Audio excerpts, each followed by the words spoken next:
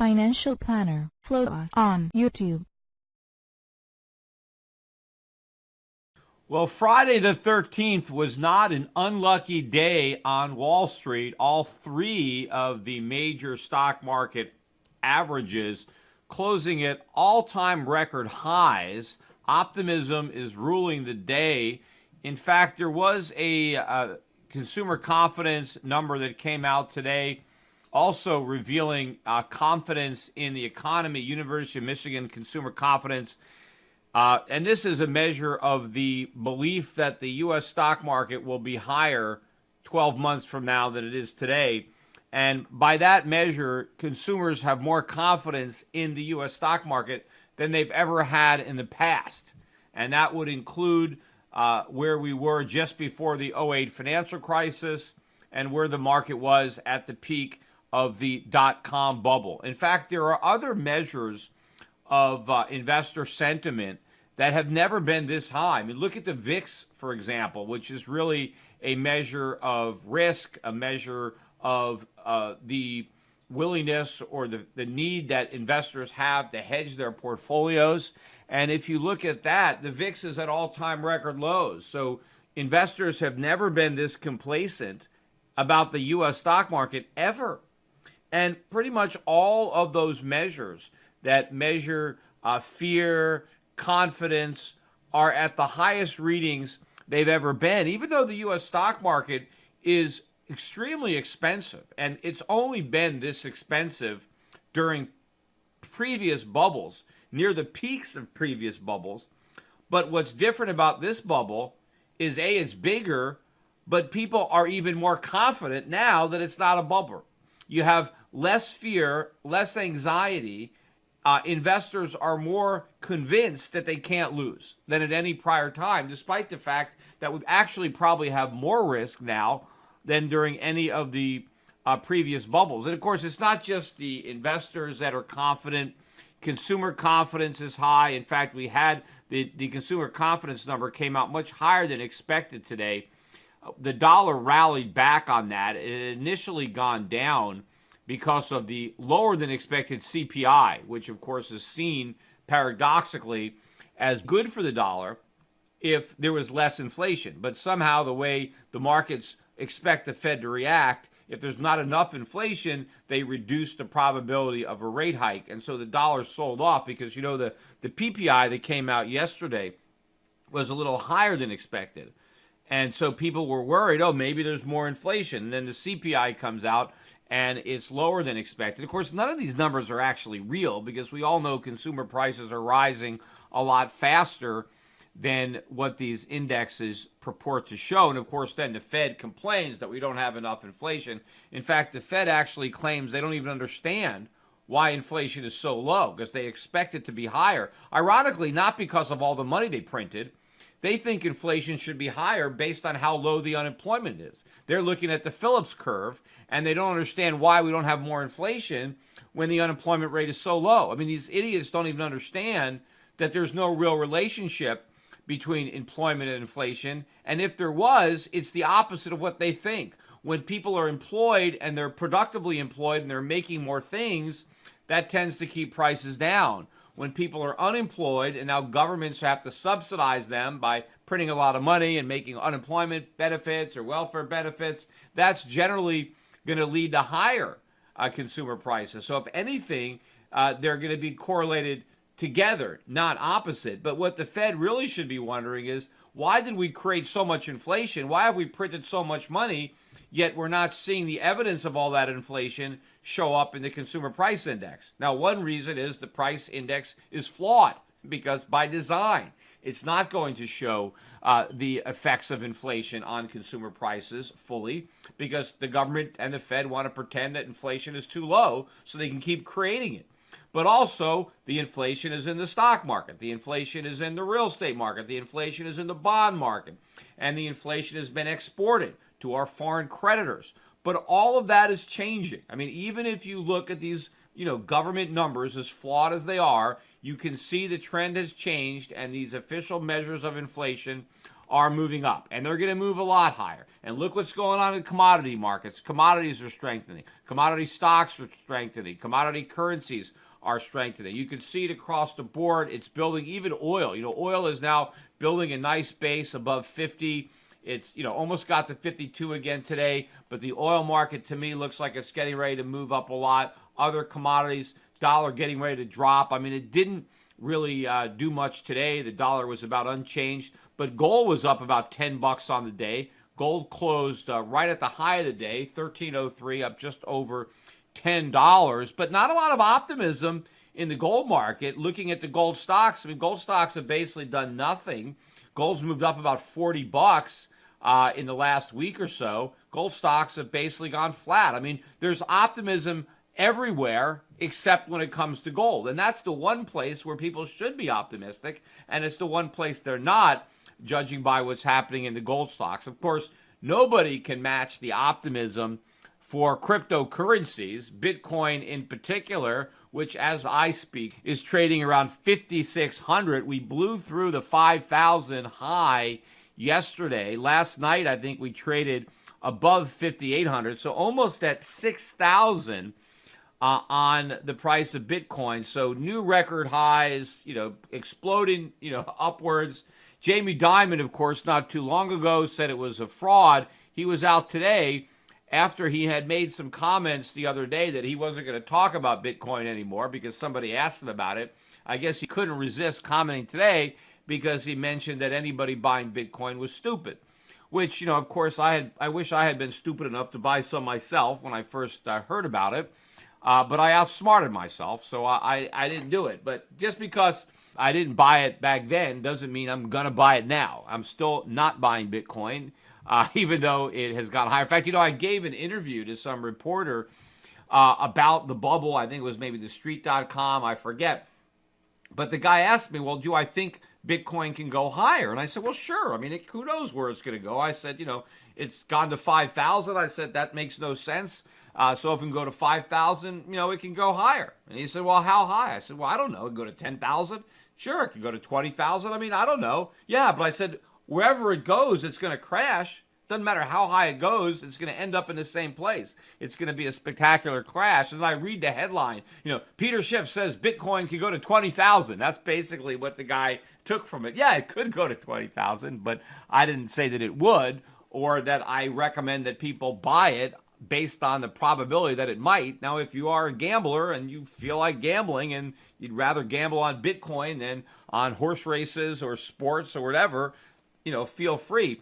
Again, what I would rather do personally is I would rather own a company that benefits from the interest in cryptocurrencies, in the trading of cryptocurrencies, so the company makes money regardless of what ultimately happens to the cryptocurrencies. So if the mania goes on for a while, they can make money just like the casinos make money, even though the gamblers generally all lose. And I mentioned goldmoney.com, or not .com, just Gold Money, which is a Toronto stock that I'm a shareholder in that bought Shift Gold. And that stock continues to rise, made another new 52-week high today, closed the day and the week and the year at a new high. Not quite moving up as rapidly as Bitcoin, although, I don't know, over the last couple of months, it actually may have moved up more than Bitcoin. It's pretty close. But it was up about 4% today. Again, I'm not recommending anybody buy the stock, but if you are a client of Europe Pacific Capital, you should talk to your Europe Pacific Capital broker about this particular company and find out if it is something that you should have as part of your portfolio. Understand the risk. It is a risk, right? This is not a dividend-paying foreign stock that we're going to buy just to have a safe haven to protect us from a dollar collapse. There's a lot more to this company, but of course, I think it's very uniquely positioned in the short run to benefit from the crypto craze as long as it lasts. But I also think it will benefit from the bursting of the crypto bubble whenever that happens. So I think, it's the best way to play crypto, and it's the best way to play the collapse of crypto. So whatever you believe, I think the company is going to come out as a winner. So, but you need to talk to one of my brokers at Europe Pacific Capital about it, and just don't go run out and buy it. Don't go out and buy any stock that you hear about on a podcast or the radio. Don't buy anything that you don't understand.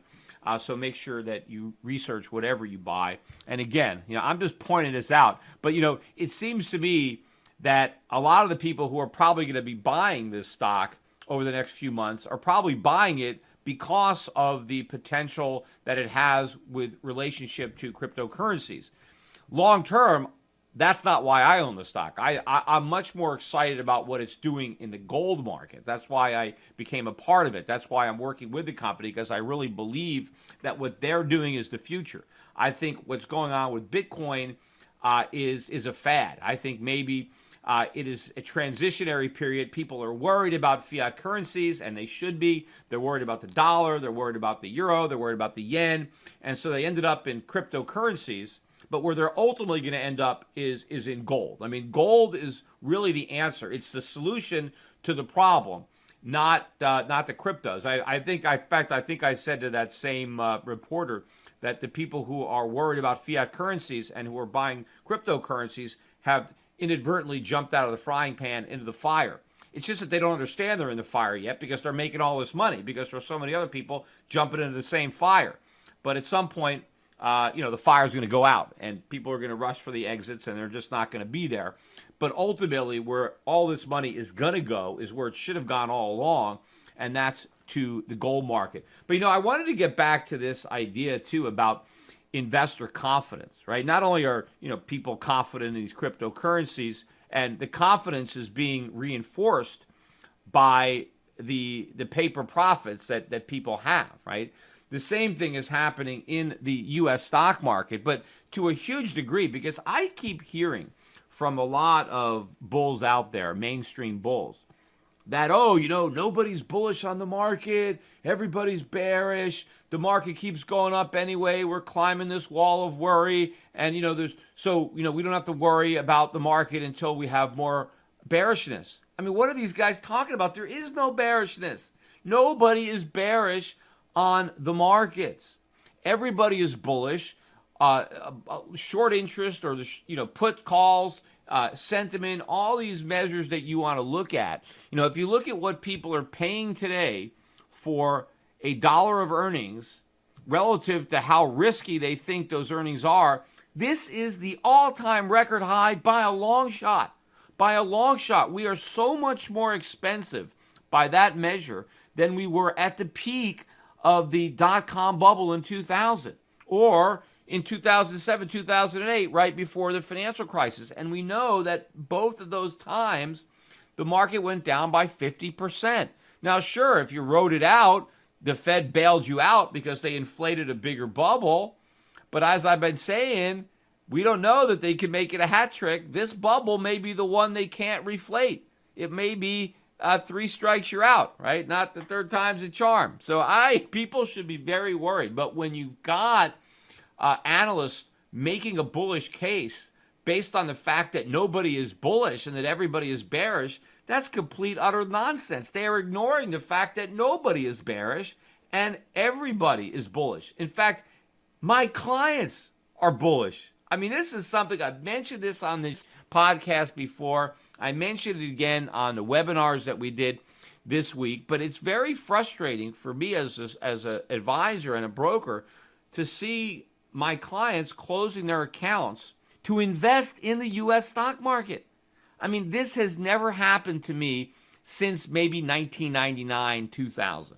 I mean, that's the last time that clients of mine told me that they were closing their accounts because they wanted to buy U.S. stocks instead of the foreign stocks or the gold stocks that I was buying them. Because I didn't start really buying these foreign stocks for my clients until around 96, 97, right? I was worried about the U.S. market. Obviously, I was worried too early, as I always am. And I was building positions for people in gold stocks and oil stocks, and I was investing in New Zealand and Singapore and Australia and places like that. And I was buying all kinds of old economy stocks. I was even buying oil stocks in Russia and Kazakhstan. And of course, all these stocks were going down for years. All the stocks I was buying were going down. As all the dot-com stocks that I was telling people to sell and not buy, they were going up, up, up, up. And of course, by 1999, 2000, some of my clients had enough. They couldn't take it anymore, right? I'm done. I've lost money for 2 or 3 years. My friends are all getting rich. I'm missing out on all these profits. I'm closing my account. I got to get in, right? They capitulated, and they initially were maybe fearful of the U.S. market, but then they were so greedy they had to get in on it, right? So the end of that bubble was the last time that I had clients closing their accounts specifically because they wanted to invest in U.S. stocks. And of course, from a timing perspective, it couldn't have been worse, right? Because they missed the whole ride up. They missed the rally, and they bought in just in time for the collapse. Now, I don't even know what a lot of these people did after the market collapsed. Did they get out and lose money, or did they hang on and and get bailed out by the next bubble? I don't know, because they closed their accounts.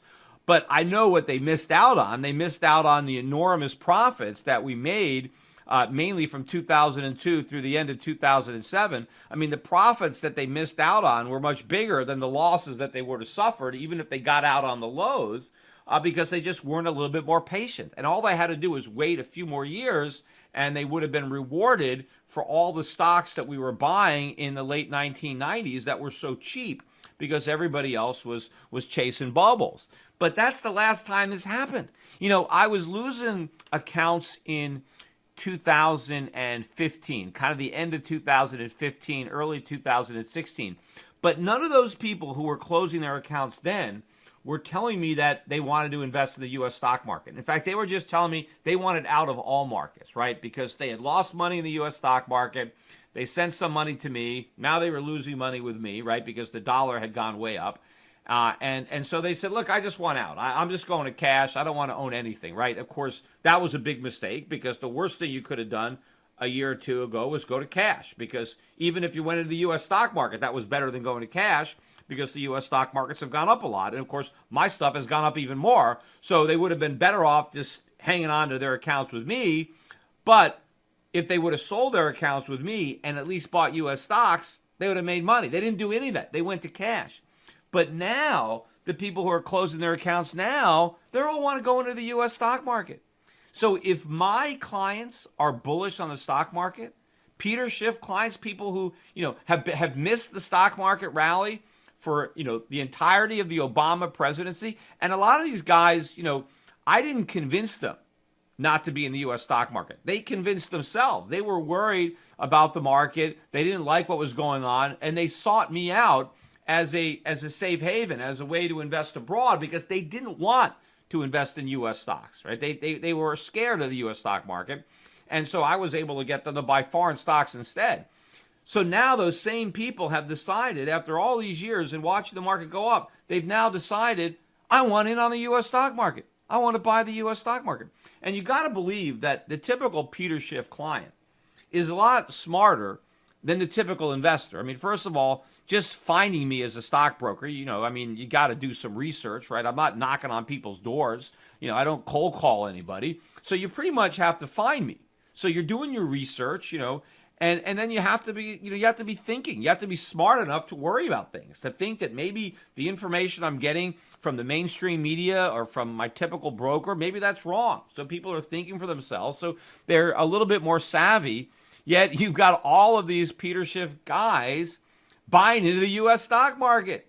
I mean, if my investors, who are, again, smarter than the average guy, are dumb enough to buy into the U.S. stock market now, imagine what everybody else is doing. Imagine what all the other fools are doing when you've got these brokers out there saying that nobody is bullish.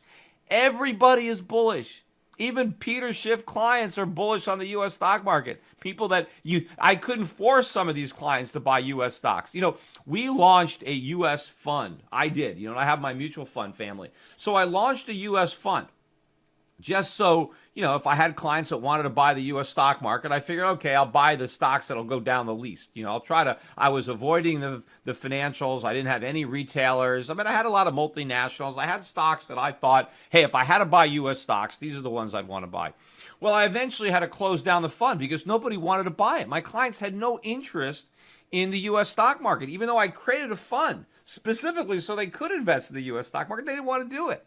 Yet now, I got all these clients, and that's all I want to do is they want to buy the U.S. stock market, despite the fact that it's never been this expensive in history. It's never been this more overvalued in history, and this is more anecdotal evidence of that being the case. So, I mean, it saddens me on the one hand that these clients are throwing away a winning hand, right? But it reassures me that I'm doing the right thing and that the vast majority of my clients who aren't closing their accounts are going to make a tremendous amount of money, because this is indicative of a market top, right? When you have capitulation, people who have been so bearish just throwing caution to the wind and just buying the U.S. stock market. And they're ignoring the fact that year to date, their accounts with me are actually beating the U.S. stock market. Now, they're not beating it by that much, but they're still beating it. But that doesn't even matter. They just need to get in on it.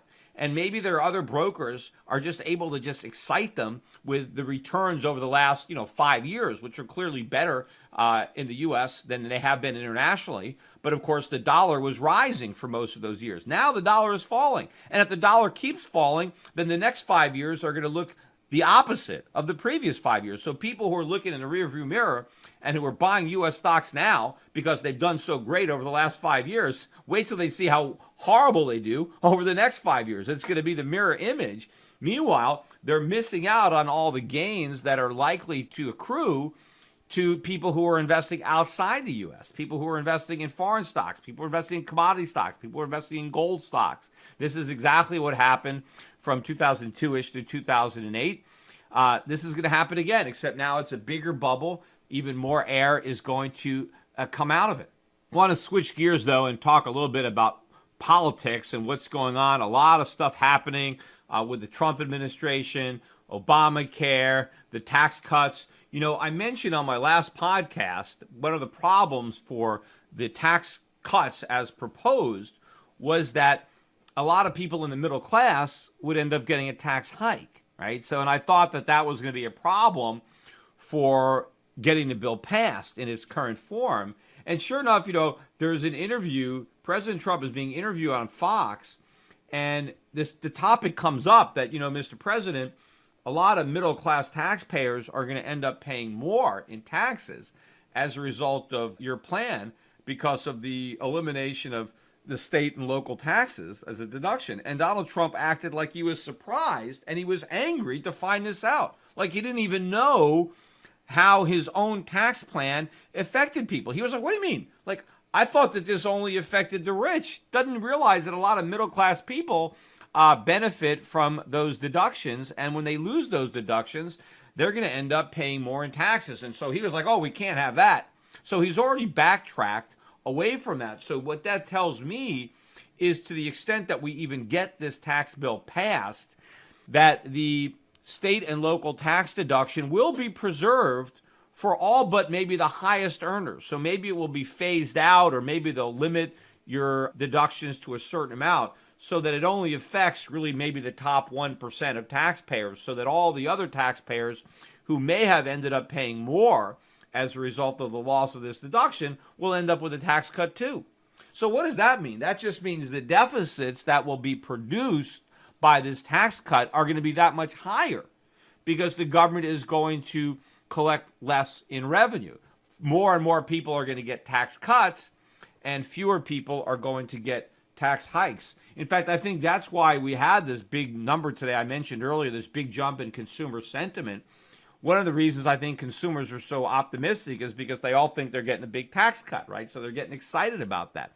And they're also optimistic on the economy. They think things are getting better, even though they're actually not, right? They think their incomes are going to go up, even though they haven't gone up yet. You still have that dichotomy. Just like when it comes to estimates of the economists think the economy is going to do a lot better than it actually does.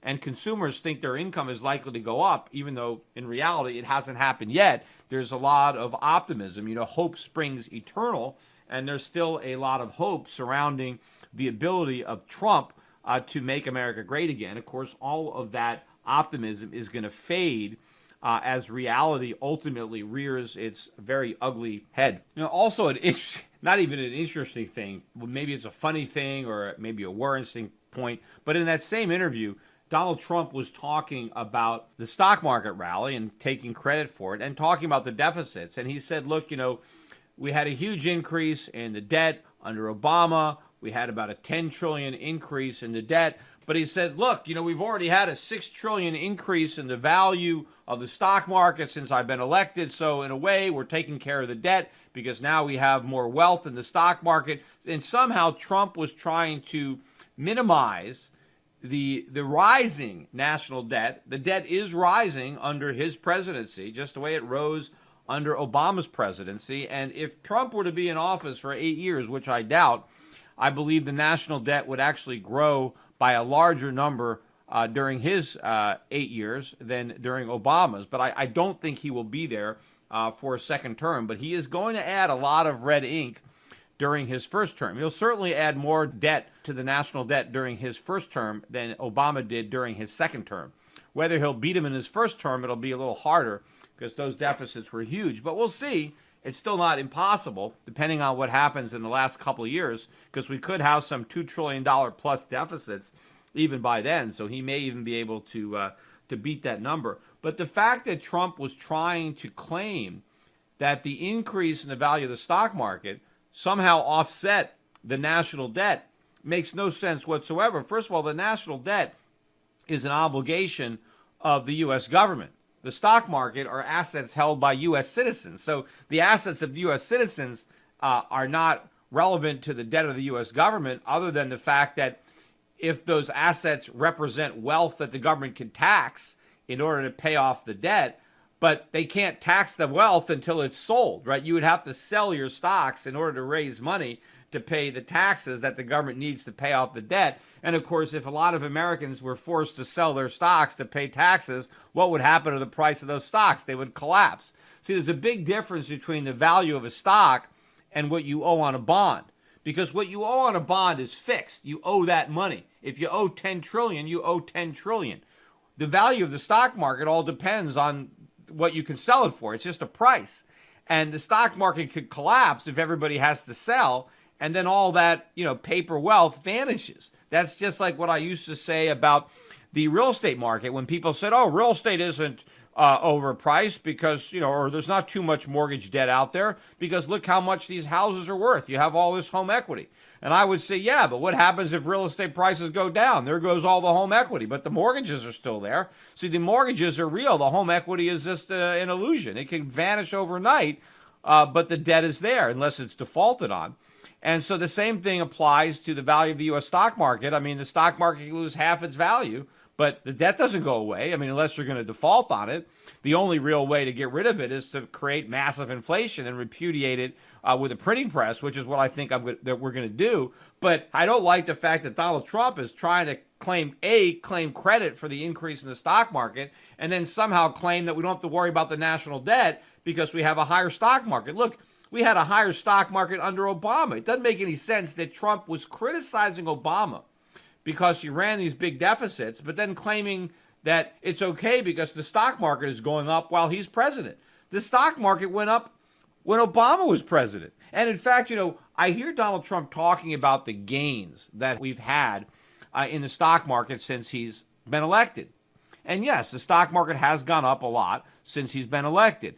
And Trump claims that the gains are unprecedented, which is not true. I mean, they're totally precedented. In fact, there are many presidents who came before Trump who in their first, 10, 11 months in office, the stock market gained more than what it's gained under Trump, right? I forget how many, maybe 6 or 7 different presidents have had a term where in their first, 10, 11 months, the stock market has done better than it's done during the same period of time for Trump. So it's not only not unprecedented, there's plenty of precedent. It's happened. So, why, yes, you can say that the stock market's done very well since I've been president, but you can't say it's unprecedented because that's just not true. I mean, why does the president have to come out there and keep saying things where it's so easy to point out that he's not being honest? I mean, he's his own worst enemy sometimes when he says this stuff. But of course, the worst part about Trump bragging about the stock market going up is because